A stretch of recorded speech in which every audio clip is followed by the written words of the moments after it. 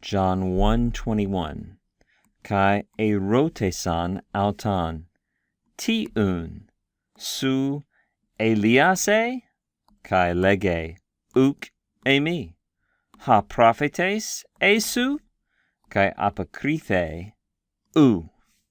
Translation, and they asked him, what then? You are Elijah? And he says, notice the historical present there, I'm not. You are the prophet? Question mark. And he answered, no. Okay, several interesting features here. Let's see what we have time for. Notice in Greek that when you have historical narrative, this happened, this happened, this happened, this happened, the default tense is aorist in historical narrative. But we frequently find the present tense dividing up the text as well, right? The present tense is often used for verbs of communication. It's used for verbs of motion. It's frequently found at seams in the text where a new person or a new situation comes on the scene. And so, of course, when in a final translation, we would translate this in the past tense. And he said, I am not. But we do want to note that we're going to continue to see the narrative or historical present with verbs of communication, like he says, she says, and verbs of motion, coming and going. And we'll note it frequently at chunking up the text into discourse units.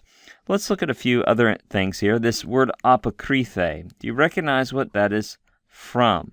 Apokrithe. Well, you say, I think that's beginning with a prepositional prefix apa, but then the epsilon has replaced the omicron there, and there's a theta. Bam! Right? When you have an augment and you have a theta, remember the theta is like the easy chair, right? Feeling passive, right?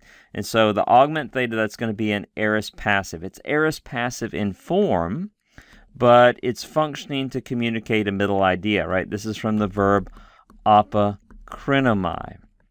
It's a middle-only verb. So middle-only verbs will follow middle and passive endings conveying a middle idea. We see this in the Koine period, especially these passive forms. In form, it's passive, but conveying a middle idea. So in form, this is aorist passive indicative third person singular, but it's functioning to convey a middle idea. Remember verbs of reciprocity, one person answers another. There are two parties. If you remove one of those, the verb can't happen. That's a verb of reciprocity.